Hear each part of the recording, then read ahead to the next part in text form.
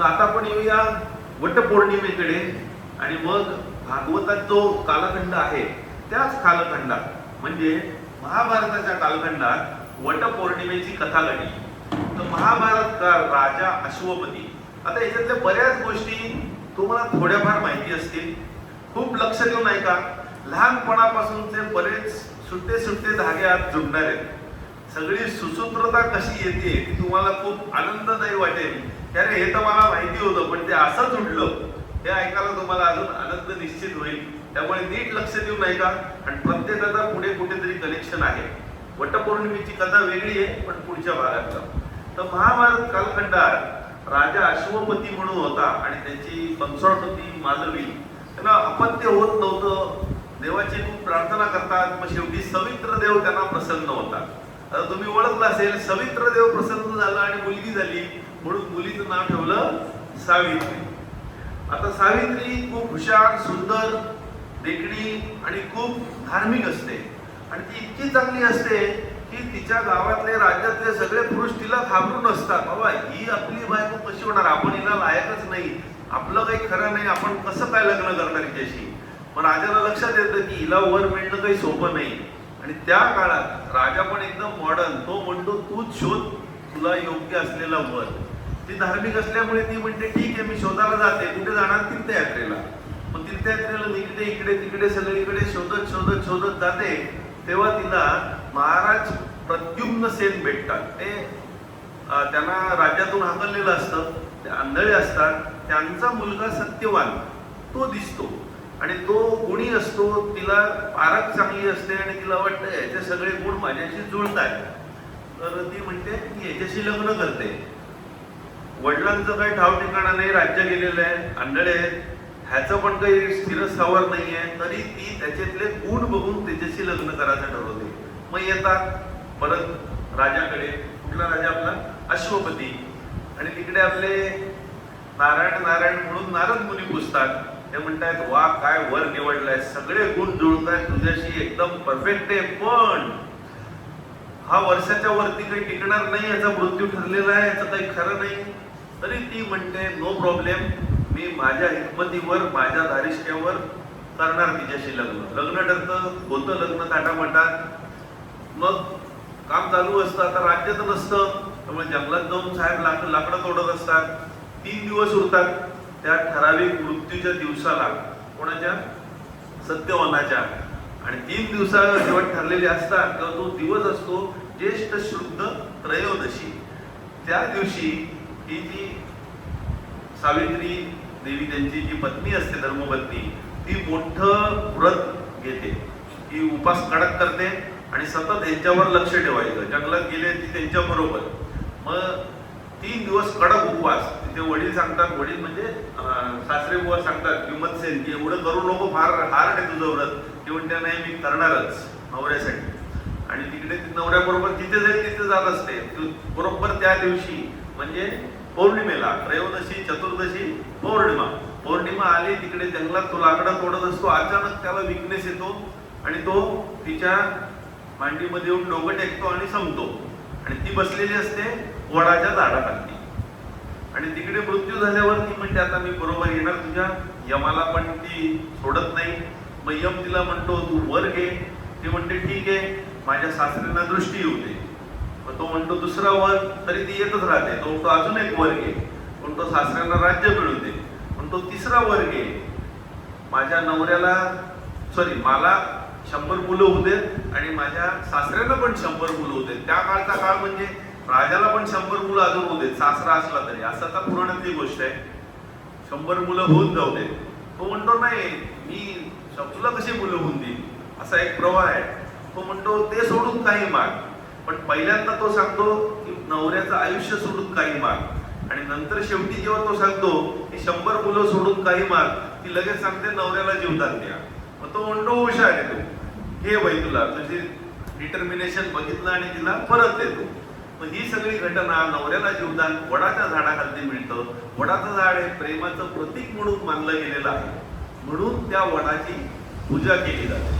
आता वडाची पूजा करताना पांढरा धागा तुम्ही बघितला असेल, ते नवरा आणि बायको मधलं अतूट नाटक प्रेमाचं हे दर्शवलं जातं. किती फेऱ्या मारतात तुम्हाला माहिती का? 7 फेऱ्या. काही जण किती फेऱ्या मारतात? जास्त पतिव्रता बायका असतात त्या म्हणतात 7 फेऱ्या होणार नाही, 108 फेऱ्या मारतात. आता 7 फेऱ्या का मारतात आणि 108 फेऱ्या का मारतात ते बऱ्याच जणांना थोडंसं माहिती असेल. 7 जन्म, 108 माळेचे मणी इथपर्यंत माहिती असेल. थोडी आपण जास्त माहिती घेऊया. 7 फेऱ्या. आता लग्न जेव्हा दोघांमध्ये होतं पूर्वीच्या काळी, जे वैदिक धर्मानुसार जे आलेलं आहे ते पत्नी आणि पुरुष यांच्या नाड्या जुळवण्यासाठी असतं. जे ज्योतिष बघितलं जातं, हॉरोस्कोप जातं, त्यांचे गुण किती जुळत आहे. कारण लग्न हे नुसतं शारीरिक संबंधासाठी, विषय वासनेसाठी नाही, तर दोघांनी लग्नानंतर आध्यात्मिक प्रगती करून एकत्र मुक्ती साधावी आणि त्यांच्या नाड्या एकमेकात बांधण्यासाठी ते मंगळसूत्र म्हणून वापरलं जातं. आणि ते 7 फेरे जे असतात ते अग्नीला साक्षी मानून, तो अग्नी म्हणजे कॉस्मिक विटनेस, तो सगळीकडे ही वार्ता देणार की आता लग्न होत आहे. आणि आपली जी 7 प्रमुख चक्र असतात त्या 7 चक्रांचं ऍक्टिव्हेशन हळूहळू होत जाऊन 7ही चक्र ऍक्टिव्हेट झाली की तुम्हाला मुक्ती मिळाली, म्हणून ते 7 फेरे म्हणून मानले झालेले आहेत. आता जर आपण 108 फेऱ्या बघितल्या, आणि का खूपच काही जण मारत असतात ना फेऱ्या, ते 108 फेऱ्या का मारतात? तर जे अनाहत चक्र असतं, सगळ्यात असतं खालती मूलाधार चक्र, मग स्वादिष्टान चक्र, मग मणिपुरा चक्र, आणि मग असतं अनाहत चक्र, हार्ट चक्र. तर हार्ट चक्र म्हणजे शुद्ध प्रेमाचं प्रतीक, आणि ते 108 नाड्या तिकडे जुळलेल्या असतात, एनर्जी चॅनेल्स, ते अनाहत चक्र बनवायला, म्हणून 108 फेऱ्या मारतात. माळेचे मणी जे असतात जप करताना 108 असतात. आयुर्वेदात 108 मर्मबिंदू दिलेली आहेत, 108 उपनिषद आहेत, संस्कृत भाषेत 108 मुळाक्षर आहेत, ज्योतिषशास्त्रात 12 राशी 9 ग्रह, 12 9 अष्टोदर्शे 108 झाले. आणि सगळ्यात मोठं आपल्या ऍस्ट्रोलॉजर जे होते पूर्वीचे, त्यांनी तेव्हाच गणित करून ठेवली होती. पृथ्वी आणि सूर्य यांचं अंतर, पृथ्वी आणि सूर्यामधलं अंतर भागिले पृथ्वीचा डायमीटर, पृथ्वीचा व्यास, ह्याचा रेशो 108 होतो. सूर्याचा डायमीटर आणि पृथ्वीचा डायमीटर ह्याचा रेशो 108 होतो. चंद्र आणि पृथ्वीचं अंतर भागिले चंद्राचा डायमीटर ह्याचंही उत्तर 108 येतं. म्हणजे किती गोष्टी जुळलेल्या आहेत 108शी, म्हणून ते 108 बऱ्याच ठिकाणी तुम्ही वापरता. आणि 7 फेऱ्या तुम्ही सांगितलं. तर आता येऊ आपण भागवताकडे. हा कालखंड महाभारतातला आहे. महाभारतातलं युद्ध संपतं तेव्हा भागवत सुरू होतं. आणि त्या भागवताच्या ह्याच्यात जेव्हा वटपौर्णिमा आपण बघितलं, सावित्री देवी बघितलं, तर विचार पहिले झाला की महाभारतातल्या स्त्रिया घेऊया आणि तो भागवत आपण पुढे करणार आहोत. त्याच्या आधी त्याची पार्श्वभूमी तयार करण्यासाठी आजचा दिवस चांगला आहे. तर आपण हे सगळं ज्या गोष्टी आहेत मी सांगतोय त्या सगळ्या भागवतातल्याच आहेत, म्हणजे काही बाहेरच्या नाही आहेत. पण ते सुसूत्र येण्यासाठी मी जरा त्यांचा क्रम बदलतोय, दॅट्स ऑल. तर सुरुवात घेऊया आपण.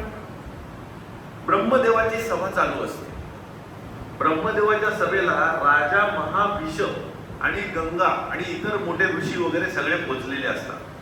तर त्याच्यात वाऱ्याची झुळूक येते आणि गंगेचा पदर जरा हलतो आणि सम्राट महाभिष विचलित होतात आणि त्यांचं लक्ष गंगेकडे जातं आणि गंगे पण आशाळूपणे त्यांच्याकडे पाहते. आणि हे ब्रह्मदेवाला बघून तळ पायाचे मस्त झाले. ब्रह्मदेव शाप देतो, तुम्ही इथे स्वर्गात राहायला लायक नाही, पुढच्या जन्मी तुम्ही पृथ्वीवर जा, मनुष्य जन्मात राहा, तरच तुमचं ते शाप शालन होईल. मग शाप मिळाल्यावर आता काय करणार? तर गंगा खाली यायला सुरुवात करते पृथ्वीवर. तर पृथ्वीवर प्रदीप राजा म्हणून एक असतो, प्रदीप राजा. तर प्रदीप राजा खूप ध्यान समाधी करून एकदम तेजपुंज झालेला असतो. आणि गंगा येते तिकडे आणि प्रदीप राजाला बघते आणि ती त्याच्या उजव्या मांडीवर बसते आणि त्याला रिक्वेस्ट करते की माझ्याशी लग्न करशील का? तर प्रदीप राजा खूप धार्मिक असतो. तो म्हणतो, हे बघ, उजव्या मांडीवर बसणारी एक तर मुलगी असते किंवा सून असते, बायको नेहमी डाव्या मांडीवर बसते, त्यामुळे मी काही तुझ्याशी लग्न करणार नाही, तू माझी सून होऊ शकतेस. आणि मग प्रदीप राजाला पुढे शंतनू होतो. शंतनू जो मुलगा असतो, शंतनू, त्याला बरेच काळ मूलबाळ नसतं, मग जो शंतनू म्हणजे शांत, त्याच्या स्पर्शाने शांतता येते, त्याच्याकडे पॉवर असते, कुठल्याही म्हाताऱ्या किंवा रोगी माणसाला त्याने हात लावला की तो तरुण एकदम व्हायचा, ही शंतनू राजाकडे पॉवर असते. मग शंतनू जेव्हा असतो तेव्हा पूर्वी अष्टवसू, आता इकडे आपण दुसरी एक स्टोरी घेऊया. अष्टवसू जे 8 वसू असतात ते वसिष्ठ ऋषींची नंदिनी गाय चोरतात. त्यांना ती कामधेनू सारखी असते, ती चोरतात आणि वसिष्ठ ऋषी शोध लावतात ध्यान धारणेने की कोणी चोरली. अष्टवसूंपैकी जो प्रभास मोठा मुलगा असतो त्याची करामत असते आणि बाकी 7 भावंडांची ते मदत घेतात. मग वसिष्ठ ऋषी शापवाणी देतात, तुम्ही देव म्हणून राहायचे लायक नाही आहात, तुम्ही पृथ्वीवर जन्म घ्याल आणि मराल नुसते, काय उपयोग नाहीये. मग त्यांना खूप पश्चाताप होतो, ते बरीच मंदळणी करतात. मग ते खालती जेव्हा पृथ्वीवर यायला लागतात तेव्हा त्यांना गंगा भेटते, ती पण शापून खालती येत असते. मग ते विनंती करतात गंगेला, 7 मुलं 8 मुलं, ते म्हणतात की बाई आम्हाला पृथ्वीवर जन्म घ्यायचा पण जास्त जगू नको, लवकर आम्हाला मृत्यू येऊ दे. ती म्हणते 7 मुलांना मी लवकर मृत्यू देईन, पण एकाचा अपराध खूप मोठा आहे, त्याला जास्त भोगायला लागेल. ती 7 मुलं जी असतात, जेव्हा गंगा शंतनूशी पहिले लग्न करते, जसं प्रतीप राजा तयार नसतो, तो म्हणतो माझ्या मुलाशी करू शकते, आणि शंतनू जेव्हा होतो तेव्हा शंतनू आणि गंगेचं लग्न होतं. तेव्हा गंगा म्हणते मला काय विचारायचं नाही, मी काय करणार ते. पहिली 7 मुलं झाल्या प्रत्येक मुलाला ती गंगेत बुडवते, कारण त्या अष्टवसूपैकी 7 असतात आणि 8वा जो असतो तेव्हा शंतनू राजाला काही राहत नाही. तो विचारतो की तू का बुडवतेस, तर ती सांगते ठेव या मुलाला, आता मी चालले, तू वचन मोडलं. म्हणून गंगा निघून जाते आणि 8वा जो मुलगा असतो प्रभास, तो देवव्रत म्हणून तिथे राहतो. कोणाकडे? शंतनूकडे, शंतनूचा मोठा मुलगा म्हणून. आता तो देवव्रत म्हणून मोठा होत असतो, त्याला बृहस्पती पासून वरून सगळे शिकून देतात, परशुराम त्याला युद्ध कला देतात, ते गंगा तिथं शिक्षण सगळं व्यवस्थित करून परत पाठवून देते पृथ्वीवर. आणि मग इकडे काय होतं, पितृलोकात एक पितृलोक म्हणून आहेत, वेगवेगळे लोक आहेत तिथं पितृलोक. तिथे अच्छोदा म्हणून असते, ती बहिर्षदांची मानसकन्या असते, आणि अमावस नावाचा एक पितर असतो, त्याच्या ती मोहात येते आणि इतर पितरांचा त्यामुळे अनादर होऊन जातो. त्यामुळे सगळे पितर तिला शाप देतात की पुढच्या जन्मी तू माशाच्या पोटी जन्माला येशील, इकडे काही राहणार नाही. मग माशाच्या पोटी जन्माला आली म्हणून मत्स्यकन्या, दाश राजा कोळी तिला संगोपन करतो. मत्स्यगंधा पण म्हणतात, आणि तिला माशाचा वास येत असतो, माशाच्या पोटातून आली म्हणून. मग ती कोळ्याचीच मुलगी, होडी बिडी चांगली चालवायला शिकते. आज गोष्टीच आहेत ना नुसत्या, तर होडी चालवायला शिकते, एकदम एक्सपर्ट होते. मग 1200 मुली चाललेल्या असतात, नदी क्रॉस करायची असते. मग ही एक्सपर्ट असते, त्यांना एकदम घेऊन जाते, मोठ्या चतुराईने सगळ्या ह्याच्यातून बाहेर काढून देते. 1200 मुली खुश होतात, तिला वरदान देतात आणि तिचा वास निघून जातो आणि योजनगंधा म्हणून तिचं नाव पडतं. अनेक योजने तिचा सुगंध पसरेल असं तिला सिद्धी प्राप्त होते. त्यामुळे तिचा वास आल्यामुळे तिला योजनगंधा. आणि 1200 ऋषी आणि मत्स्यकन्या जी असते सत्यवती, त्यांच्यामध्ये परत होऊन त्यांना व्यासाचा, वेद व्यासांचा जन्म होतो, महर्षी व्यासांचा जन्म होतो. नंतर महाराजा शंतनू, आता पहिली बायको गंगा सोडून गेली, देवव्रत आहे, ते निराश असतात. मग अचानक त्यांना वास यायला लागतो, सत्यवतीची भेट होते आणि ते म्हणतात आता माझ्याशी लग्न करशील का. पण तिथे वडील सांगतात आता तुम्हाला तर एक मुलगा आहे, त्याच्याकडे प्रॉपर्टी जाणार, तोच राजा होणार, आम्हाला नाही जाणार, आम्हाला आमचाच वारस पाहिजे. वारसा हक्क तेव्हापासून भांडणं, काय विचारू नका, एकदम पुरातन काळापासून. मग शंतनू राजा संभ्रमात पडतो, काय करायचं. मग देवव्रत भीषण प्रतिज्ञा करतो, मी आयुष्यभर लग्न करणार नाही, राज्य सोडीन, पण लक्ष ठेवीन. त्याला भीष्म प्रतिज्ञा म्हणतात. आणि मग लग्न होतं सत्यवतीचं आणि शंतनूचं. लग्न झाल्यावर पहिला मुलगा होतो चित्रांगद. चित्रांगदाबद्दल तुम्हाला कदाचित माहिती नसेल, काही गोष्टी माहिती आहेत, काही नाहीत, मी सगळी सूत्र जोडवतोय. तर चित्रांगद जो पहिला मुलगा असतो तो अत्यंत गर्विष्ठ पण अत्यंत शूर पण असतो, सगळीकडे युद्ध करून जिंकत असतो. एक गंधर्व राजा असतो, त्याचं पण नाव चित्रांगद. त्याला राग येतो की माझंच नाव यांनी का ठेवलं, नावावरून भांडणं. 3 वर्ष दोघात युद्ध होतं आणि तो कपटी असतो गंधर्व राजा, गंधर्व माया असते आणि कपटाने काहीतरी आयडिया करून तो चित्रांगदाला संपवतो. मूलबाळ नसतं, सत्यवती म्हणते आता कोणाला करायचं, दुसरा मुलगा असतो, दोनच असतात मुलं, दुसऱ्या मुलाचं नाव विचित्रवीर्य. आता विचित्रवीर्याला राजा करतात आणि राजा केल्यानंतर त्याच्यात काही एवढी ताकद धमक नसते. काशीचा राजा असतो, तो स्वयंवर असतो 3 मुलींचं. कोण असतात? अंबा, अंबिका, अंबालिका, तिघींचा स्वयंवर असतो. आता याच्यात धमक नसते, पण लग्न तर व्हायला पाहिजे, 3 मुली आहेत तर कोणतरी घेऊन ये. म्हणून सत्यवती ऑर्डर देते भीष्माला, जा तू स्वयंवराला. भीष्म थोडे म्हातारे असतात किंवा ते दिसायला तेवढे देखणे नसतात, तर तिथे जातात तर सगळे त्यांची टर्रा उडवतात, अपमान करतात. भीष्म एकदम संतापतात, ते तिघींना उचलतात, अपहरण करतात आणि घेऊन येतात. आणि घेऊन आल्यावर इथे लग्न लावायचं ठरतं. जी अंबा असते ती खूप प्रखर असते, प्रचंड तेजस्वी असते. ती भीष्मांना सांगते की माझं एका राजावर प्रेम आहे, शाल्व राजावर आधीपासूनच, आणि तुम्ही मला इकडे आणलंय. भीष्म म्हणतात असं का? बरं. ते सन्मानपूर्वक तिला शाल्व राजाकडे घेऊन जातात. शाल्व राजा म्हणतो हे सगळं आता विसरा, तू भीष्मा बरोबर गेली तर मी काही तुला परत येत नाहीये, त्यामुळे तू मला आता भेटू पण नको. तिचा एकदम संताप अनावर होतो, मोठा अपमान होतो. ती भीष्माला म्हणते हा विचित्रवीर्य काय मला आवडत नाहीये, तुम्हीच माझ्याशी लग्न करा. भीष्म म्हणतात मी प्रतिज्ञा केली आहे, मी कसा लग्न करू तुझ्याशी. मग तिथं इतका संताप होतो, ती पूर्ण शत्रुत्व येते, वनात जाते, तपश्चर्या करते, गोर शंकर भगवानांना प्रसन्न करते की मला भीष्माच्या मृत्यूचं कारण बनायचंय. भीष्म म्हणतात पुढच्या जन्मी बनशील. तिला धीर नसतो, ती आग पेटवते, आगीत प्रवेश करते, भस्मसात होते, द्रुपदाच्या पोटी जन्माला येते शिखंडी म्हणून. आणि शिखंडीला युद्धात भीष्म ओळखतात की हीच गेल्या जन्मीची अंबा. ते शस्त्र खालती ठेवतात आणि तिचे बाण घेऊन शरपंजरीवर झोपतात. आणि मग इच्छा मृत्यू असल्यामुळे उत्तरायण सुरू होतं. महाभारत संपतं तेव्हा ते त्यांचा जीव श्रीकृष्णामध्ये विलीन करतात, जो बाजूला साक्षीदार म्हणून उभा असतो. आता ही गोष्ट झाली अंबेची. आता अंबिका आणि अंबालिका या दोघी उरलेल्या असतात, कारण का अंबा आता कॅन्सल झालेली असते, विचित्रवीर्याची बायको नाही होत, विचित्रवीर्य दोघींचीच लग्न करतो. पण विचित्रवीर्य पण अकाली मृत्यू होतो. आता अकाली मृत्यू झाल्यावर वारस येणार कोण? सत्यवतीच्या आणि त्याच्या वडिलांच्या हव्यासामुळे त्यांनी तर राज्य घेतलेलं असतं, देवव्रताला तर दिलेलं नसतं. मग सत्यवतीला आठवतो आपला पहिला मुलगा वेदव्यास, सुपर पॉवरफुल. आणि पूर्वीच्या काळी राजा जर कर्तृत्वान नसेल तर राजाला 100,000 बायका पण असायच्या. पण आपलं अपत्य चांगलं राजा बनावं म्हणून त्या काळी राज्यातील सगळ्यात पॉवरफुल जो योगी असायचा त्याला बायकोशी संबंध ठेवून त्यांचं अपत्य राजपुत्र म्हणून डिक्लेअर करण्याची पद्धत होती. त्याला नियोग असं म्हणतात. तर त्या नियोगासाठी सत्यवती वेदव्यासांना पाचारण करते. ती म्हणते अंबिका आणि अंबालिकेशी नियोग करा आणि आम्हाला राज्याला चांगला वारस द्या, तो तुमच्यासारखा सुपर पॉवरफुल होऊन जाईल. परंतु अट अशी असते, नियोगात जशी वृत्ती तसं बाळ होणार. आणि वेदव्यास इतके प्रखर तेजस्वी आणि इतके तपश्चर्या करून कृष्ण आणि रागीट चेहरा झालेले असतात की त्यांना बघून अंबिका डोळे मिटूनच घेते आणि तिला अंध असलेला धृतराष्ट्र निर्माण होतो, जो ताकदवान असतो पण अंध असतो.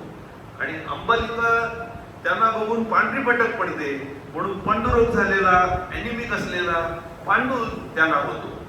आता दोघी मुलं सत्यवती बघते, राजमाता म्हणजे सुपर स्ट्रॉंग. ती म्हणते हा आंधळ आहे, हा ॲनिमिक आहे, हे काही बरोबर नाही, अजून एकदा ट्राय करू. अंबिका म्हणते बाबा मी काही परत जात नाही. अंबालिका जरा डिप्लोमॅटिक असते, ती म्हणते अंबालिका तू जाच आता. अंबालिका हो म्हणते आणि आपल्या दासीला सांगते तूच जा. दासी एकदम चांगली असते. आता दुसरी एक गोष्ट काय घडलेली असते, मांडव्य ऋषी ते एकदा ध्यानात बसलेले असतात समाधीत त्यांच्या आश्रमात. कोण? मांडव्य ऋषी. आणि ध्यानात समाधीत आश्रमात बसलेले असताना तिथे काही चोर येतात आणि लपतात. मग राजाचे सैनिक येतात, त्या चोरांना पकडतात. त्याच्या आधी ते विचारतात की तुम्हाला इथे कोण दिसलं का? समाधीत असल्यामुळे त्यांना बाजूला काय घडते काहीच माहिती नसतं. पण चोरांना पकडतात तेव्हा लक्षात येतं की हे कदाचित खोटं बोलतात. त्या मांडवी ऋषींना पण घेऊन जातात. राजा फरमान सोडतो सुळावर चढवा सगळ्यांना, मांडवी ऋषींना पण. मांडवी ऋषी सुळावर असतानाच यमाकडे जातात त्यांच्या पॉवरनी. यमाच्या दरबारात म्हणतात काय मूर्खपणा चालवलाय, मी काही पाप केलं नाही, मला तू सुळावर कसं चढवलं? यम म्हणतो लहान असताना तुम्ही एका मुंगीच्या डोळ्यात काडी घातली होती, मांडव ऋषी हसतात, म्हणतात मूर्खा हे तर एकदम क्षुल्लक कारण आहे. तेव्हा मला डोकं होतं का तू कुठलं कुठे जोडतोय आणि काय सांगतोयस. तू ना पुढच्या जन्मी दासी पुत्र म्हणून जन्माला येशील आणि ही दासी अंबालिका जी पाठवते तिच्या पोटी वेदव्यासांचा नियोग होतो आणि विदुर जन्माला येतो, जो पूर्वीच्या काळातला यम असतो.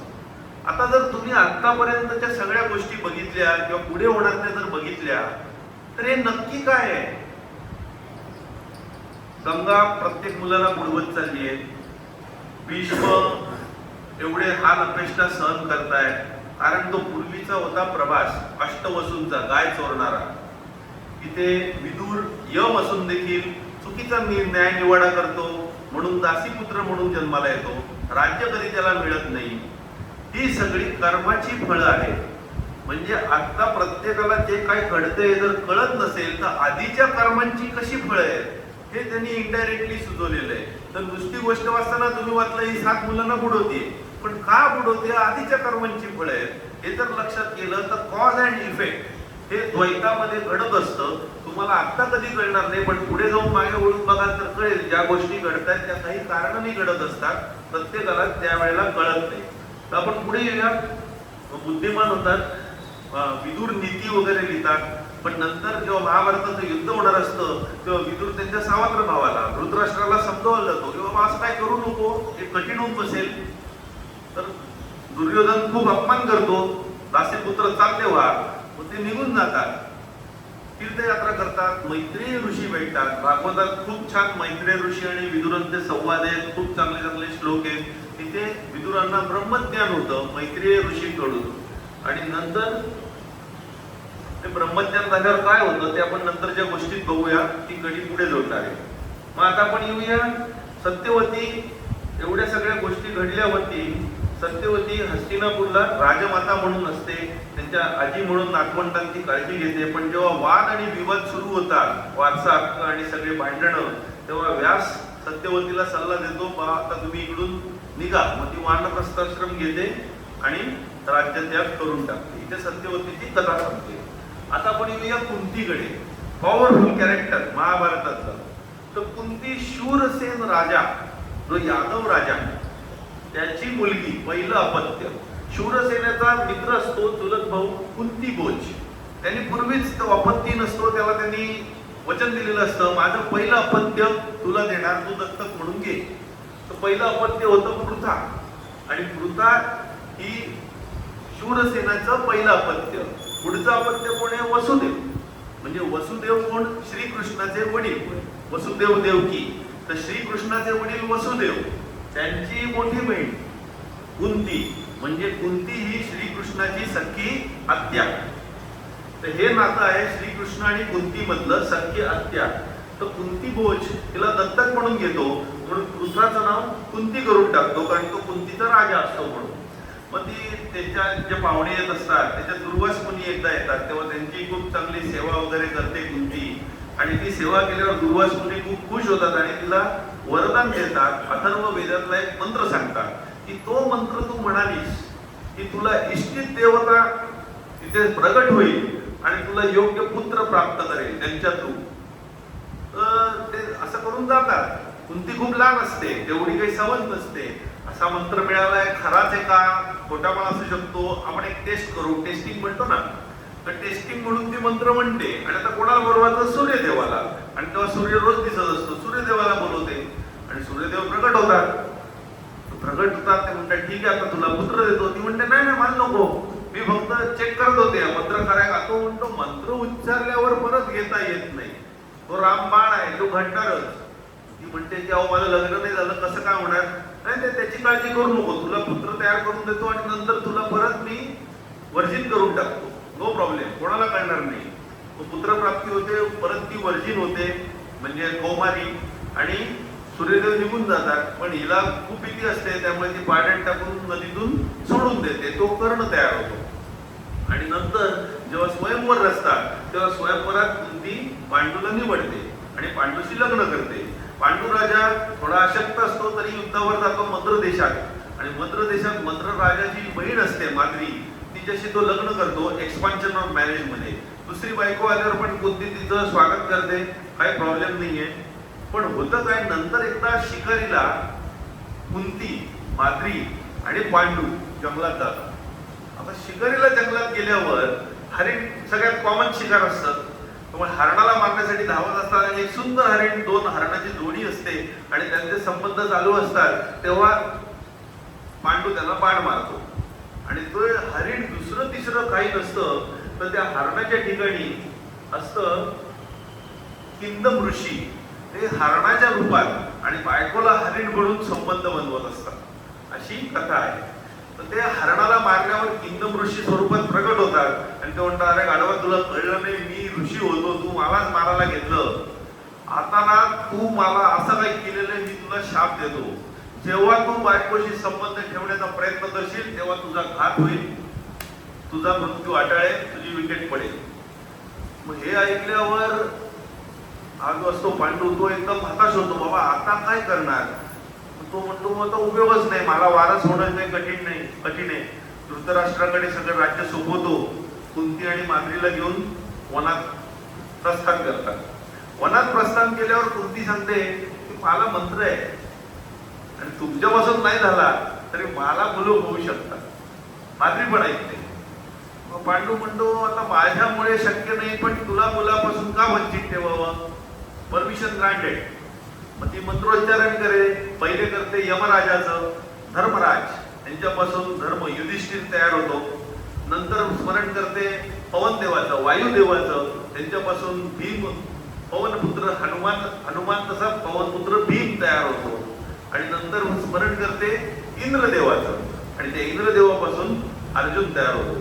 आता इंद्राने शिवाशी काही केलेलं असतं, गौतम ऋषी यांना त्रास दिलेला असतो, बरेच काय काय कांड केलेले असतात इंद्राने, त्यामुळे इंद्राला शाप आहेत, वेगवेगळे आख्यायिका आहेत. त्यामुळे इंद्राला शाप मिळालेला असतो, पांडवाच्या रूपात तू जन्माला येशील किंवा पृथ्वीवर जन्माला येशील, आणि तो अर्जुनाच्या आणि किंवा पांडवांच्या स्वरूपात जन्माला येतो.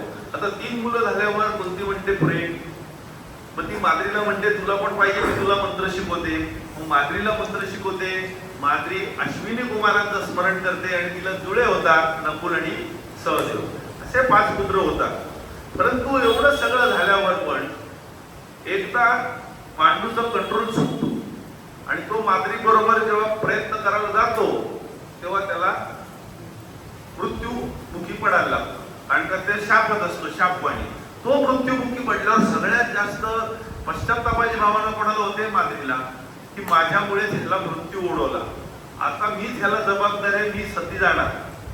कुंती म्हणते मी पण बायको आहे. ती म्हणते नाही, तुझ्यामुळे नाही मृत्यू ओढवला, मी सती जाते, माझे 2 मुलांची काळजी पण तूच घे, माझं काय आता खरं नाही, मला जगणं शक्य नाहीये. त्यामुळे ती सती जाते, कुंतीकडे देते. 5 मुलं झालेली असतात. ऋषी मुनी सगळे सांगतात कुंतीला की आता तुझा नवरा नाहीये, तो शापवाणीचा शिकार होता, तुला काही कुठला शाप नाहीये, त्या मुलांचा खरा हक्क राजगादीवर आहे, तुझा हस्तिनापुराला. मग ते ऋषी मुनी कुंतीला घेऊन 16 वर्षाच्या युधिष्ठिराला घेऊन हस्तिनापुराला पोचतात आणि जगातला मोठा वारसावाद सुरू होतो, राज्याचा खरा हक्क कोणाचा. आणि ते सगळे वाद विवाद सुरू होतात. मग त्याच्यात पुढे सगळे भांडणी सुरू होतात. मग पुढचं इतिहास सगळ्यांना माहिती. पुढचं कुंतीचं घेण्याच्या आधी आपण गांधारीकडे वळूया. गांधारी कंदाहार, अफगाणिस्तानातला गांधार देश म्हणजे अफगाणिस्तानातला कंदाहारचा जो भाग आहे, तिथली ती राजकन्या सुबला म्हणून जो राजा होता त्या काळचा, त्याची मुलगी अत्यंत सुंदर, अत्यंत देखणी, अत्यंत तपस्वी, शिवाची भक्ती करून 100 पुत्र मिळतील म्हणून वरदान घेतलेली, आणि लग्न ठरतं. आणि नंतर अचानक तिला बातमी कळते की माझा होणारा नवरा धृतराष्ट्र आंधळ आहे. तिला राग पण येतो, पण ती म्हणते की मी आता पट्टी बांधते, तो नाही बघत तर मी नाही बघत, म्हणून पट्टी बांधून ती लग्न करते. प्रेग्नंट होते, चांगलं पोट झालेलं असतं. पण पहिले मुलगा कुंतीला होतो, ही तिला न्यूज मिळते वनातून, पहिला मुलगा झाला युधिष्ठिर. आणि ते ऐकल्यावर हिला एकदम थरकाप होतो, राग अनावर होतो, पोटाला जोरात ती हिसका देते आणि एक मासाचा गोळा बाहेर पडतो. पण तेव्हा ते मोठे डॉक्टर वेदव्यास ते तिकडे येतात, ते मासाचे 100 तुकडे करतात, कुंभात टाकतात. असं म्हटलं जातं टेस्ट ट्यूब बेबी जे काय असेल, पण 100 कुंभातून 100 तयार होतात. आणि नंतर ती एका मुलीला जन्म देते दुष्यला म्हणून. ते 100 मुलं तयार होतात कुंतीला, गांधारीला. गांधारी ही चांगली न्याय प्रवीण असते आणि तिला चांगल्या याची समज असते. त्यामुळे जेव्हा युद्ध होण्याची चिन्ह दिसतात तेव्हा ती युद्धाला विरोध करत असते. 50-50 वाटून घ्या, पांडवांना 50% आणि 100 मुलांना 50%, या मताची ती असते. ती असं म्हणत नसते की ह्यानाच द्या किंवा ह्यानाच द्या, परंतु कोणी ऐकायलाच तयार नसतं.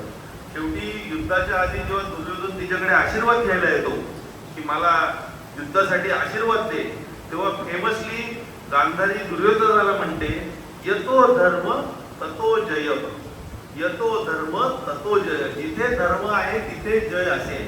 इनडायरेक्टली धर्मराज म्हणजे युधिष्ठिर, त्याच्या बाजूने धर्म आहे सगळ्यांना माहिती आहे, तेव्हा धर्म असलेली बाजू जिंकेल. क्रिकेट मॅच मध्ये कोण जिंकेल?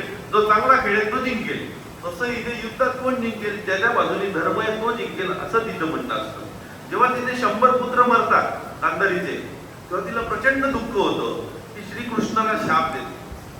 श्रीकृष्णाला शाप देते की तुझं सगळं खानदान नष्ट होईल, कोणी उरणार नाही.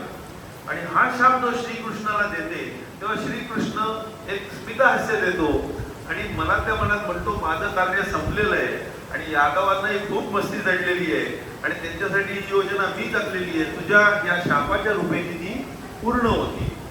आता श्रीकृष्ण आणि जांबवती यांचा पुत्र सांबा, तो सांबा द्वारकेच्या जवळ ऋषीमुनी आलेले असतात. विश्वामित्र, दुर्वास ऋषी, कण्व ऋषी. आणि तिथे जाऊन मस्तीच्या ह्याच्यात एक लोखंडी मुसळ पोटाला बांधतो, स्त्रियांचे कपडे घालतो आणि मित्रांबरोबर त्यांच्या आश्रमात जातो. दुर्वास मुनी, विश्वामित्र म्हणजे सगळेच रागाचे एकदम जोरात, काय झालं की गडबडच. आणि कण्व ऋषी. आणि तिथे जाऊन मित्र म्हणतात, तिला मुलगा आहे का मुलगी आज सांगा ना तुम्ही, तुमच्या दिव्य दृष्टीने. अशी चेष्टा करायला लागतात. त्यांचा पारा अनावर होतो, यांना कळतं. ते म्हणतात, तुझ्या पोटी मुसळ जन्माला येईल आणि सगळा तुमचा नाश होईल वंश. आणि हे झाल्यावर तो खरंच प्रेग्नंट होतो आणि डिलिव्हरी लोकांनी मुसळाची करतो. आता सैनिक बिनिक सगळे हादरतात, बाबा हे काही खरं नाही, याला नाशाला कारणीभूत होणार. सगळे चुरून त्याची पावडर करतात. एकदम एक लोखंडी तुकडा फक्त उरतो, बाकी सगळी पावडर झालेली असते. सगळं समुद्रात नेऊन फेकतात. समुद्र जवळ आहे ना, द्वारकेच्या जवळ, समुद्रात नेऊन टाकतात. आता समुद्रात नेऊन टाकल्यावर तो जो छोटा तुकडा असतो लोखंडाचा, जो एक मासा गिळतो आणि त्या माशाला जरा व्याध म्हणून मारतो. मासेमारती तो त्या माशाला मारतो, वल्तूचा आत एक तुकडा मिळतो, आपला एक बाण असतो तो बनवतो आणि हरिण मारण्यासाठी म्हणून बाण मारतो, तो श्रीकृष्णाला लागतो आणि श्रीकृष्णाचा मृत्यू होतो. अवतार कार्य संपतं. आणि इकडे जी भुकटी टाकलेली असते, ती भुकटी त्या समुद्रातून हळूहळू लाटांद्वारे किनाऱ्याला येते आणि ती जी किनाऱ्याला येते ते किनाऱ्याला एरका म्हणून तीक्ष्ण गवत असतं, एरका प्रकारचं. त्या तीक्ष्ण गवतात ते लोखंडाचे कण जाऊन ते एकदम धारदार गवत होतं. आणि यादव महाभारताचं युद्ध जमल्यावर द्वारकेच्या किनारी मद्यपान करून एकदम धुंदीत असतात आणि फालतू गोष्टींवरून त्यांची भांडावांडी सुरू होते. आणि भांडावांडी सुरू झाल्याने एक गवत घेतो आणि दुसऱ्याला भुसकतो आणि त्याच्यात लोखंडाचे कण असल्यामुळे ते हरभरत जातं. आणि जी काही त्यांची यादवी असते त्याच्यात यादव कुळ समूळ नाश होऊन जातो आणि गांधारीची काय म्हणतात ते शापवाणी खरी ठरते. अशा जेव्हा दुर्योधन युद्धाचा प्रसंग टोटल आलेला असतो, दुर्योधन आणि भीमाचं मेन युद्ध होणार असतं, तेव्हा त्याला पूर्ण वज्र शरीर करावं म्हणून गांधारी सांगते, तू माझ्याकडे ये, अंगावर एकही कपडा न ठेवता ये. आणि नेमका तो तसा जात असताना श्रीकृष्ण चतुराईने म्हणतो, अरे आईसमोर असा कसा चाललायस, तुला लाज नाही का? मग तो केळीचं पान वगैरे काहीतरी गुंडळतो आणि जातो आणि तो भाग वज्राचा होत नाही, बाकी सगळा होतो. आणि त्याला बघून गांधारी कपाळाला हात लावते, आता मला पावर गेली, आता मी काही करू शकत नाही. आणि जेव्हा भीम आणि दुर्योधनाचं युद्ध होतं आणि मारून मारून काही तुटत नसतो, गदा युद्धातला नियम असतो की कमरेखाली काही मारायचं नाही, तेव्हा श्रीकृष्ण त्याला असं सिग्नल देतात भीमाला. ते बघितल्यावर भीम बरोबर कमरेखाली मारतो आणि फोडतो आणि मारतो. तेव्हा बलराम खूप भडकतात, तुम्ही नियम मोडले गदा युद्धाचे. तर श्रीकृष्ण आठवण करून देतात, भीमाने प्रतिज्ञा केलेली होती की मी याची जांग फोडीन, ज्याच्यावर त्यांनी द्रौपदीच्या वस्त्रहरणाच्या वेळेला दुर्योधन वागलेला होता. आणि जेव्हा दुर्योधन स्वतः अधर्माने इतका वागलेला आहे तेव्हा गदा युद्धाचे नियम त्याला लागू होत नाही. मग बलराम शांत होतात. युद्ध समाप्ती जेव्हा होते तेव्हा द्वारकेला श्रीकृष्ण जायला निघतात, तेव्हा श्रीकृष्ण ह्याला विचारतात कुंतीला की तुला काही वरदान हवंय का. त्यांची आत्याच असते ती मोठ्या वडिलांची बहीण, तुला काही वरदान हवंय का. तेव्हा कुंती फार फेमसली भागवतातले श्लोक आहेत की मला आयुष्यभर दुःख आणि संकट दे. श्रीकृष्ण पण चकित होता की तू मला आयुष्यभर दुःख आणि संकट मागते, बाकी सगळे तर वरदान काय काय मागतील, तू हे वरदान कसं मागितलं. तर ती एका वाक्यातच सांगते आयुष्यभर दुःख व संकट दे, मला अशा सुखाची गरज नाही, मला अशा सुखाची गरज नाही जे तुझ्यापासून दूर करेल. मला ते दुःख हवे आहे ज्यामध्ये तू नेहमी माझ्या सोबत असशील. दुःखात आणि संकटात आपल्याला नेहमी परमेश्वराची आठवण राहते आणि मला तू इतका प्रिय आहे की तू सतत माझ्या बरोबर राहावा अशी माझी इच्छा आहे. म्हणून दुःख आणि संकट दे, म्हणजे मी तुझ्या सोबत राहील म्हणून ती मागते. आता शेवटचं कॅरेक्टर महाभारतातलं द्रौपदी. द्रौपदी इंद्राची पत्नी शची. जेव्हा इंद्राला शाप मिळतो पृथ्वीवर जन्म घे, तेव्हा शची पण पृथ्वीवर जन्म घ्यायचा प्लॅन बनवते. आणि द्रुपद आणि द्रोणाचार्य ही आता सेकंड लास्ट कथा आहे, आपली कथा संपत आल्या. तर द्रुपद आणि द्रोणाचार्य हे लहानपणी आश्रमातले मित्र, फास्ट फ्रेंड. तेव्हा द्रुपद म्हणतो की मी मोठा झालो ना की राज्य जे माझं होईल त्यातलं अर्ध राज्य मी तुला देऊन टाकेन आणि आपण बरोबरीचे राहू. द्रोणाचार्य म्हणतात ठीक आहे. मग ते मोठे होतात. द्रोणाचार्यांची परिस्थिती बेताची असते. द्रुपद राजा चांगलं राज्यभिज्य होतं आणि इथे जेव्हा हलाखीची परिस्थिती होते तेव्हा द्रोणाचार्य द्रुपदाच्या दरबारात जातात आणि सांगतात की मला तू अर्ध राज्य देण्याचं वचन दिलं होतं. द्रुपद म्हणतो काय कुठलं, मी सगळं विसरलो, आता सोडा, आता मी कुठे तुम्ही कुठे, फुल अपमान करून पाठवतात. मग द्रोणाचार्य यांचे शिक्षक होतात कौरव पांडवांचे, पूर्ण शिकवतात. विद्या झाल्यावर गुरुदक्षिणा काय पाहिजे, द्रुपदाला बांधून आणा. मग द्रुपदाला हरवून ते बांधून साखळ दंडाने दोर खंडाने बांधून आणतात. तेव्हा द्रोणाचार्य पूर्ण राज्य घेतात आणि मग सांगतात की आता पूर्ण राज्याचा अधिपती आहे, त्यातलं अर्ध राज्य मी आता तुला देतोय, म्हणजे आपलं 50-50 बरोबर झालं. पण द्रुपदाचा प्रचंड अपमान झालेला असतो. तो म्हणतो हे काही खरं नाही. मग द्रुपद परत प्रचंड यत्न करतो, द्रोणाचार्यांना मारणारा कोणतरी मला पाहिजेच. आणि पहिले तयार होतो दृष्टद्युम्न, जो द्रोणाचार्यांना महाभारतातल्या युद्धात मारण्यास कारणीभूत होतो. आणि दुसरी एक तयार होते द्रौपदी, जी इंद्राची बायको शची द्रौपदीच्या नावाने येते, कारण शेवटी इंद्राचीच लग्न करायचा प्लॅन असतो. आणि मग जेव्हा स्वयंवर होतं तेव्हा पांडव अज्ञातवासात असतात ब्राह्मणांचा वेश घेऊन, आणि अर्जुन बाण मारून बरोबर माशाच्या डोळ्याला घेऊन नंतर आणतात आणि कौतीला सांगतात की आम्ही भिक्षा आणली आहे विनोदानी, आणि ती म्हणते वाटून घ्या. मग ती 5 जणांची लग्न करते. तर स्वयंवर झालं. मग वस्त्रहरण होतं. वस्त्रहरणचा मोठा प्रसंग घडल्यावर ती प्रतिज्ञा करते की या दुःशासनाच्या रक्ताने माझे केस धुतल्याशिवाय तोपर्यंत मी केस धुणारच नाही, आणि बांधून ठेवते, प्रतिज्ञा करते. आणि मग जेव्हा दुःशासनाला मारलं जातं तेव्हा ते रक्ताने ती केस धुते आणि प्रतिज्ञा पूर्ण करते. महाभारत संपत आलेलं असतं. द्रौपदीची 5 मुलं झोपलेली असतात. अश्वत्थामा त्या 5 झोपलेल्या मुलांना मारून टाकतो. द्रौपदीचा शोक अनावर होऊन जातो आणि ती तरी काही करू शकत नाही. ती सगळी कर्माची फळ असतात. शेवटी हिमालयात जायला ते निघतात सदैव स्वर्गात जाण्यासाठी, आणि सगळे चालत असताना सगळ्यात पहिले द्रौपदी पडते. नकुल विचारतो युधिष्ठिराला पहिले द्रौपदी का पडली, तिने तर काहीच पाप केलेलं नव्हतं. तो म्हणतो नाही, ती जरा अर्जुनाशी पार्शल होती. आता अर्जुनात इंद्राचा मेन अंश होता आणि पूर्वीची इंद्राणी होती, त्यामुळे पार्शलिटी थोडी स्वाभाविक आली, पण त्यामुळे ती पहिले पडते असं सांगितलं जातं.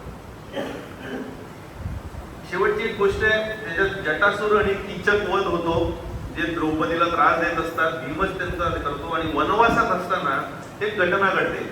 वनवासात असताना श्रीकृष्णाने त्यांच्याकडे अक्षय पात्र दिलेलं असतं. खायला प्यायला प्रॉब्लेम असेल तर त्याच्यातून तुम्ही घ्या, जे इच्छा कराल ते येत जाईल. सगळ्यांची जेवण झाली. सगळ्यात शेवटी द्रौपदी जेवणार. द्रौपदीचं जेवण संपलं की अक्षय पात्रातून काही येणार नाही, हे दुर्योधनाला कळतं. आणि तो म्हणतो आता यांचा वनवास, अज्ञातवास अजून वेळ आहे, वनवासाचा यांचा पत्ता कट करून टाकू आपण.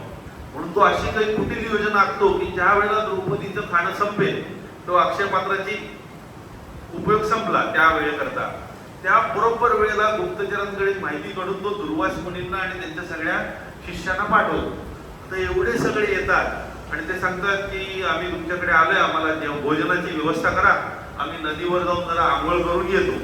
द्रौपदी म्हणते आता माझं खाणं संपलं, आता उरलं काय, सगळं रिकामं खडखडाट, आणि एवढ्यांसाठी तर खाणं नाही. आणि हे दुर्वास मुनी म्हणजे तर बघायला नको, शाप तर नक्की लागला, आता काहीच खरं नाही. मग ती मनोभावे श्रीकृष्णाचा धावा करते. श्रीकृष्ण हजर होतात. ते म्हणतात बघू मला अक्षय पात्र. त्याच्यात एक शीत असतं, ते शीत घेतात, खातात आणि ढेकर देतात. ते ढेकर दिल्यावर विश्वातले सगळे प्राणी ढेकरा द्यायला लागतात. इकडे दुर्वास मुनी आणि त्यांचे शिष्य पण नदी किनारी ढेकरा देतात. त्यांना लक्षात येतं ही श्रीकृष्णाचीच माया आहे. ते आश्रमात न येता परस्परच निघून जातात आणि इथे यांच्यावरचं मोठं संकट टळतं. आता विदुर जेव्हा ब्रह्मज्ञान घेतात मैत्रेयाकडून, आणि तेव्हा त्यांना नंतर कळलेलं असतं की युद्ध संपलंय. इकडे युधिष्ठिर, धृतराष्ट्र सगळे आहेत हस्तिनापुरात. तेव्हा ते हस्तिनापुरात परत येतात. आता गोष्टी ऑलमोस्ट संपलेल्या आहेत. आता शेवटचं तात्पर्य किंवा आपण काय म्हणतात ते आध्यात्मिक भाग फक्त बघूया. 8:20 झाले, 10 मिनिटात संपेल. तर विदुर हस्तिनापुरात परत येतात आणि धृतराष्ट्राला उपदेश करायला लागतात, कारण ते ब्रह्मज्ञानी झालेले आहेत, आत्मसाक्षात्कार झालेला आहे. आणि धृतराष्ट्राला ते सांगतात, उपदेश देतात की तू फक्त भीतीने ग्रासलेला आहेस, तुला आता मृत्यूची भीती सतावते. हा काळ जो आहे तो सगळ्यात शक्तिमान आहे, त्याच्या प्रभावाखाली कोणी टिकलं नाही. जर जीवच नाही टिकला तर बाकी सगळ्या भौतिक गोष्टी काय टिकून राहणार. ते म्हणतात तुझे सगळे सोयरे, तुझी मुलं हे ते सगळे मेलेले आहेत, आता काय उरले, कोणासाठी तू जगतोयस. तुझं अंग खिळखिळ झालंय, सगळी तुझी अवस्था शक्तीहीन झालेली आहे, तुझा काही आता उपयोग राहिलेला नाहीये. जंतो जीवित आशा, भीमाचं उष्ट खाऊन तू आता जगण्याची वेळ आली. तुझ्यावरची तू काय केलतोयस, आणि तुझी पूर्व पाप इतकी आहे की तू सुरुवातीपासून लाक्षागृहापासून यांना मारण्याचा प्रयत्न केला, विष देण्याचा प्रयत्न केला, राज्य न देण्याचा प्रयत्न केला, भीमाला मिठी मारून मारण्याचा प्रयत्न केला. जी काही पाप आहेत तरी तू त्यांच्याकडेच आदाशासारख्या लोभ्यासारखा राहतोय, म्हणजे छी तू आहे. मग सांगतात जुने कपडे झाले तर शेवटी टाकाची वेळ येते, तसे जीर्ण कपड्यासारखं तुझं झालेलं आहे. शेवटी विदुर सांगतात आता कलियुग येत आहे, त्याच्या आधीच तू इथून निघ वानप्रस्थाश्रमाला, तिथे राहण्यात काही पॉइंट नाहीये. ते सांगतात गतस्वार्थ इमम देह, या देहाचा उपयोग आता संपलेला आहे तुझ्या, तो कुठल्याही कामाचा राहिलेला नाहीये. विरक्त हो, मुक्त बंधन हो, कुठे आता जायचंय त्याच्याकरता विचार करू नको. जे धीर आहेत ते सगळं सोडून निघतात. मग हे धृतराष्ट्राला पटतं आणि तो विदुराबरोबर वानप्रस्थाश्रमात निघतो. तेव्हा गांधारी पण निघते त्यांच्या बरोबर, कारण का नवऱ्याची साथ द्यायला. आणि ते दोघे जातात म्हणाल्यावर त्यांची सेवा करण्यासाठी कोणती निर्णय घेते, मी पण जाते. आणि त्या काळी वानप्रस्थाश्रम तडकाफडकी होतो, सगळ्यांना सांगून होत नाही, कोणालाही न सांगता करण्याची वानप्रस्थाश्रमाची पद्धत आहे. मग इथेच नाही, बऱ्याच आधीच्या काळात देखील तुम्ही जर बघितली उदाहरणं, डायरेक्ट वानप्रस्थाश्रमाला निघणार आणि हे डायरेक्ट तिघे जण विदुराबरोबर निघून जातात. मग उरतो कोण, संजय धृतराष्ट्राचा सेवक आणि युधिष्ठिर. दुसऱ्या दिवशी धृतराष्ट्र आणि संजय शोक करायला लागतात, अरे गेले कुठे, अचानक गायब कुठे झाले, कोणी किडनॅप केलं, कोणी मारलं, काय झालं, मी होतो रक्षण करायला तर काय. तेव्हा नारद मुनी येतात, नारायण नारायण म्हणून. ते म्हणतात हे सगळं विश्वनियंत्याचा खेळ आहे, तो खेळणी एकत्र आणतो, परत सोडतो, परत घेतो, तसं तो माणसांना एकत्र आणतो, माणसांना वेगळं सोडतो. हे सगळे भागवतातले श्लोक आहेत, मी फक्त भाषांतरित केले. काळ कर्म गुणाधीन, काळ कर्म गुणाधीन देह आता पंचभौतिक, हा पंचभौताचा देह आहे, पंचमहाभूतांनी बनलेला, काळ आणि कर्माच्या अधीन आहे. काळ सर्पाच्या तोंडी जर जीव आहे प्रत्येक हा पंचभौतिक, तर तू कोणाला रक्षण करणार. तू स्वतः धोक्यात आहे, स्वतः काळ सर्पाच्या जबड्यात असताना तू कोणाचं रक्षण करतोय, ही गोष्टच हास्यास्पद आहे. म्हणून नारद मुनी युधिष्ठिराला सांगतात, ते म्हणतात ज्याला हात नाही तो हात असलेल्याच्या अधीन आहे, ज्याला पाय नाही तो 4 पायांच्या व्यक्तीच्या अधीन आहे. हे मोठा श्लोक आहे भागवतातला. अहस्तानी सहस्ताना अपदानी चतुष्पदा फल्गुनी तत्र महताम. जो वीक आहे तो स्ट्रॉंग माणसाच्या आधिपत्यावरती आहे. जीवो जीवस्य जीवनम. आता हे जे श्लोक आहे तो इथे आलेला आहे. नारद मुनी जेव्हा युधिष्ठिराला समजवतात, ते म्हणतात तू हे सगळं चिंता सोड, हे कुठे गेले, तू त्या पुरुषोत्तमावर लक्ष केंद्रित कर आणि स्वतःची आध्यात्मिक उन्नती साधायचं बघ. पण त्यांना लक्षात आलेलं असतं दिव्य दृष्टीने नारद मुनींना, म्हणून ते त्याला फायनल वर्डिंग पण सांगतात की आता श्रीकृष्णाचं कार्य संपलेलं आहे, ते आता निर्वाणच्या मार्गावर आहे. आणि धृतराष्ट्र, गांधारी, कुंती हे गेलेले आहेत उत्तरेच्या दिशेने, हिमालयाच्या दिशेने. जिथे सप्त स्त्रोत, गंगेचे जिथे 7 स्त्रोत आहेत हरिद्वाराच्या जवळ, तिकडे वनात ते अष्टांग योगाची साधना करत आहेत. तिथे अष्टांग योगाने धृतराष्ट्राने आता त्याच्यावरती विजय मिळवायला सुरुवात केलेली आहे. त्यांच्या आत्म्यात त्यांनी बुद्धी, मन, अहंकार सगळं विलीन करतो आणि आत्मा परमात्म्यात विलीन करणार आहे. आणि आजपासून 5 दिवसांनी ते मोठा वणवा लागेल, त्याच्यात हे तिघे संपून जातील. आणि मग वणवा लागतो, धृतराष्ट्र, गांधारी, कुंती यांचा मृत्यू होतो. मग ती बातमी युधिष्ठिराला कळल्यावर युधिष्ठिर तिकडे जातो, गंगे किनारी तिघांचं श्राद्ध कर्म सगळं काही तो उत्तरक्रिया पार पाडतो. आणि अशा तऱ्हेने तिथे यांचा समाप्त होतो. पुढच्या वेळेला आपण अवतारांकडे सुरुवात करू. यावेळेला अवतार घेणार होतो कुठले, कुमार अवतार आणि वरा अवतार, पण ह्याच्यातच म्हटलं फार गेल्यामुळे मी ते थांबतो. आता आपण बसायला नाही, शेवट करूया.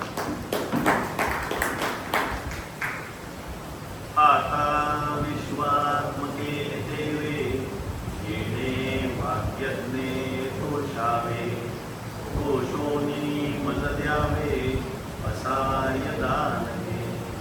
जे कळांची व्यंकटी सांडो, तया सत्कर्मी रती वाढो. भूता परस्परा पडो, मैत्र जीवाचे. दुरितांचे तिमिर जावो, विश्वस्वधर्मे सूर्ये पाहो. जो जे वांशील तो ते लाहो, प्राणी जात